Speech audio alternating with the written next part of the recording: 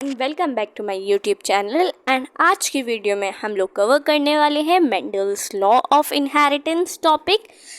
इससे पहले हमने इंट्रोडक्शन कवर किया था। इंट्रोडक्शन हम लोग देख चुके हैं, जिसमें हमने पढ़ा था वेरिएशन की डेफिनेशन, इनहेरिटेंस क्या होता है एंड जेनेटिक्स क्या होता है। साथ ही हमने सहीवाल काउस के बारे में पढ़ा था। ये सारी चीज़ें हम 6 मिनट 35 सेकेंड की वीडियो में कवर कर चुके हैं। अब इसके आगे जहाँ से मेन चैप्टर स्टार्ट होता है वो चीज़ हम देखने वाले हैं। ये चीज़ आप 10th में भी पढ़ के आ रखे हो तो ज़्यादा इस पर एक्सप्लेनेशन की ज़रूरत नहीं पड़ेगी, बट जितना ज़्यादा एनसीईआरटी को लाइंस को हम अच्छे से समझ सकते हैं उतना हम अच्छे से समझेंगे। If you are new to my channel please subscribe it. चलिए अब स्टार्ट करते हैं अपने एक्सप्लेनेशन को। Mendel's law of inheritance. It was during the mid 19th century, जब mid 19th century चल रही थी, that headway was made in the understanding of inheritance. उस टाइम पे स्टार्टिंग हो गई थी कि हम समझें इनहेरिटेंस को, अंडरस्टैंड मतलब समझना शुरू कर दिया था। सबसे पहले Gregor Mendel conducted hybridisation experiments किस पे, पाइसम सटाइवम यानी कि गार्डन पीस पे काम करना शुरू किया था मेंडल ने।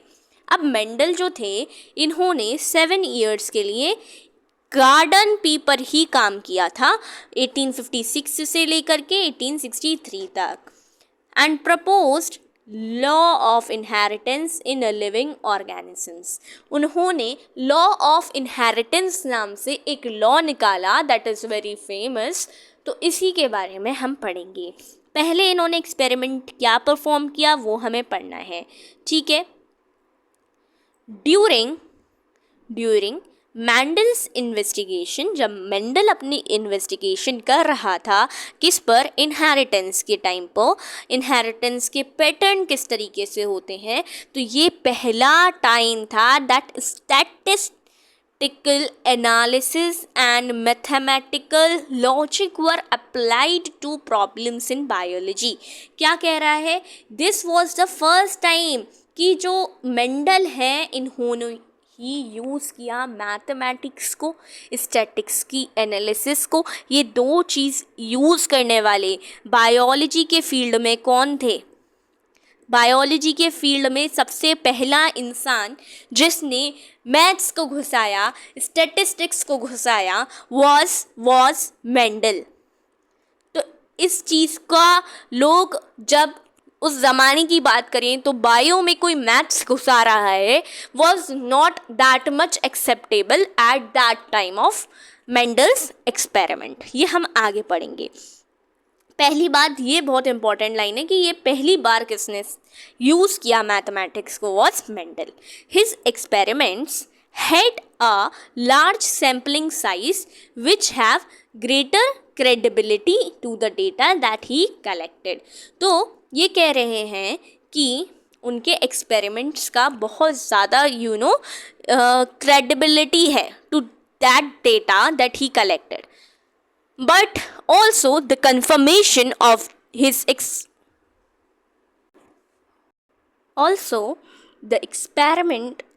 confirmation of his inferences from experiments on successive generation of his test plant proved that his results pointed to general rules of inheritance rather than being unsubstantiated in ideas। अब इनके जो एक्सपेरिमेंट इन्होंने perform किया, मैं overall बता रही हूँ कि जो एक्सपेरिमेंट इन्होंने परफॉर्म किया उस टाइम पे इतना ज़्यादा कुछ ख़ास लोगों का इम्पैक्ट इस चीज़ पर पड़ नहीं रहा था, बट आगे के टाइम में देखा जाए तो इनका experiment was one of the बहुत अच्छा एक्सपेरिमेंट था, जिसमें इन्होंने बहुत ऐसी चीज़ें बता रखी थी मैथ का यूज़ करके या फिर जनरल आपका स्टैटिक्स का यूज़ करके, जिससे आगे जाकर बहुत ज़्यादा बेनिफिट हुआ।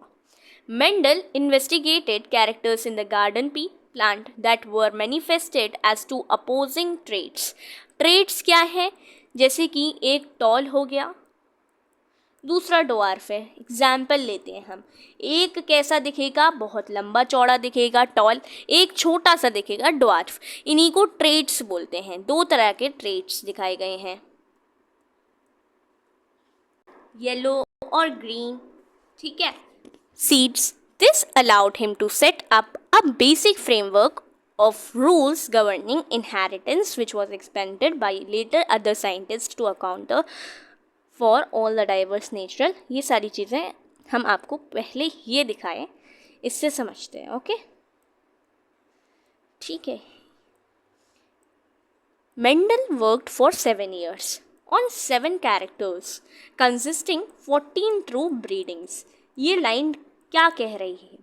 ट्रू ब्रीडिंग्स, 14 ट्रू ब्रीडिंग्स है. आप लोग भी गिनते जाओगे और मुझे बताओगे क्या ये इन्फॉर्मेशन करेक्ट है या इनकरेक्ट है. पहला जो कैरेक्टर सेलेक्ट किया गया वो सीड शेप. अब पी प्लांट ही क्यों चूज़ किया? इसमें आपको वेरियस कैरेक्टर्स देखने को मिल रहे हैं, प्लस इसकी स्टडी का रिजल्ट्स हमें बहुत जल्दी देखने को मिल रहा है with in, and it is a annual plant. तो ये हम बहुत मंथ्स, 3 मंथ्स की लाइफ साइकिल, 2 मंथ्स की लाइफ साइकिल, इस तरीके से आपको देखने को मिल रहा है. तो रिज़ल्ट आपको इसका बहुत जल्दी देखने को मिल जाएगा, इसलिए गार्डन पी को सिलेक्ट किया गया. एक ट्रेट था राउंड और एक था रिंकल्ड, कुछ इस तरीके से दिखने वाला. ठीक है, 2 ट्रेट मिले, इसी को हम ट्रू ब्रीडिंग कह रहे हैं. एक ट्रू ब्रीडिंग यहाँ मिल गई, दूसरी ट्रू ब्रीडिंग यहाँ मिल गई, तीसरी ये है, चौथी ये है. सीड कलर, डोमिनेंट ट्रेट और रिसेसिव ट्रेट क्या होते हैं? डोमिनेंट ट्रेट का मतलब होता है कि जो चीज़ अपने हेट्रोजाइगस कंडीशन में दिख जाए, एक्सप्रेस कर जाए, उसको हम बोलेंगे डोमिनेंट ट्रेट. फॉर एग्जाम्पल, इसको किस तरीके से समझे हम? फॉर एग्जाम्पल, हमने कहा डोमिनेंट ट्रेट क्या होता है ना, और हमने कहा रिसेसिव ट्रेट क्या होता है. ये 2 चीज़ें हमें समझनी है, फिर पूरी लेक्चर ये आपका आसान हो जाना है. डोमिनेंट ट्रेट उसको कहते हैं जो हेट्रोजाइगस कंडीशन में एक्सप्रेस कर ले. हेट्रोजाइगस कंडीशन क्या? मैंने कहा कैपिटल टी स्मॉल टी. इतना सबको बेसिक पता है क्योंकि आप लोग ये 10th में भी पढ़ के आ रखे हो. अब इस 2 चीज़ों में से कौन सा ट्रेट आपको फिनोटिपिकली दिखेगा, मतलब फिजिकली दिखेगा, फिनोटिपिकली दिखेगा? टॉल दिखाई देगा, इसी को बोलते हैं कि ये एक्सप्रेस कर गया और आपको फिजिकली दिखने लगा कि ये प्लांट या ट्री कैसा है, टॉल है. इसको हेट्रोजाइगस कंडीशन बोलेंगे. Recessive trait can not be, अगर इसी को ही बात कर लें तो रिसेसिव ट्रेट कहीं एक्सप्रेस हो पा रहा है? नहीं हो पा रहा है. तो रिसेसिव इज द वन जो एक्सप्रेस नहीं कर पाएगा अपने हेट्रोजाइगस कंडीशन में, ओनली होमोजाइगस कंडीशन में एक्सप्रेस हो पाता है. सीड का कलर येलो, ग्रीन. डोमिनेंट कौन सा है? Yellow. Pod shape is full and constricted, आपका ड्वार्फ होता है. फूड फ्लावर कलर, फ्लावर का colour dominant is violet and white is recessive. इस तरीके से total true breedings were 14 and 7 characters were there and 7 ही आपके ईयर्स लगे थे मेंडल को to collect all this information, जो हम सिर्फ और सिर्फ 1 आवर में कंप्लीट करते हैं. मतलब इस चैप्टर को, होल चैप्टर को पढ़ने पर आपको ये इन्फॉर्मेशन 7 साल की एक साथ मिल रही है. सो इजंट इट गुड? तो इसको हम पढ़ लेते हैं, कंप्लीट कर लेते हैं लास्ट पैरा को अपने. Mendel conducted such artificial pollination, cross pollination experiments using true breeding pea lines. यहाँ पर वर्ड इस्तेमाल किया है true breeding, a true continuous self pollination. A true breeding line is one that having undergone continuous self pollination. Continuous self pollination हुआ, उससे आपको एक true breeding मिली. ये एक stable trait of inheritance show कर रहा है and giving you a expression for several generation. Mendel ने 14 true breedings select करी. मैंने बता दी कौन कौन सी हैं वो.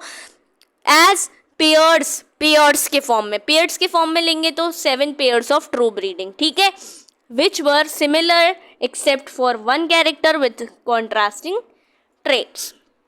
Some of the contrasting traits selected were smooth or wrinkled, yellow और green. ये सब हम पढ़ चुके हैं. Inflated का मतलब होता है full, मतलब जहां आपको बिल्कुल सीधी सीधी चीज़ें देखने को मिल रही हैं। कॉन्स्ट्रक्टेड का मतलब हो गया कुछ इस तरीके का पी प्लांट जब आपको पी देखने को मिलते हैं।